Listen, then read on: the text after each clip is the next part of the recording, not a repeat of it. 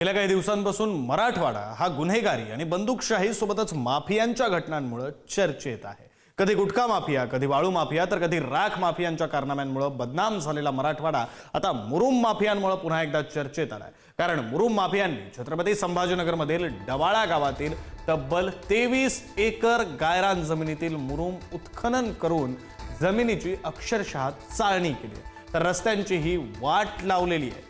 रावसाहेब नाना बहिरट या 60 वर्षीय व्यक्तीचा खराब रस्त्यावर पडून मृत्यू झाल्याचा आमदार रमेश बोरनारे यांनी दावा केलाय।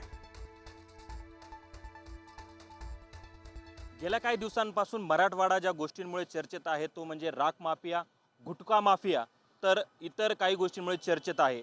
आणि आता छत्रपती संभाजीनगरमध्ये आणखी एक प्रकार समोर येतोय। 2 दिवसांपूर्वी अधिवेशनामध्ये गुटखा माफिया ज्यांनी सर्वाधिक प्रामुख्याने मांडला ते वैजापूरचे आमदार रमेश बोरनारे, आणि त्यांच्याच विधानसभा मतदारसंघामध्ये भूमाफियांनी संपूर्णपणे मुरुम माफियाने उत्खनन केल्याचं आपल्याला पाहायला मिळतं, आणि ज्यामुळे संपूर्णपणे 23 एकरातला परिसर संपूर्ण खराब झाल्याचं देखील आपल्याला पाहायला मिळतं। आपल्यासोबत स्वतः आमदार रमेश बोरनारे सर आहे। सर, कसा या प्रकाराकडे तुम्ही पाहता? अधिकाऱ्याला मुद्दाम सांगणार आहे का असे जे माफिया आहे यांना आपण पाठीशी घालू नका, यांच्यावरती कठोरात कठोर कार्यवाही त्या ठिकाणी करा। कारण जर कोणामुळे जर एखादा जीव गमवावा लागत असेल तर ही गोष्ट प्रामुख्याने त्या ठिकाणी बरोबर नाही।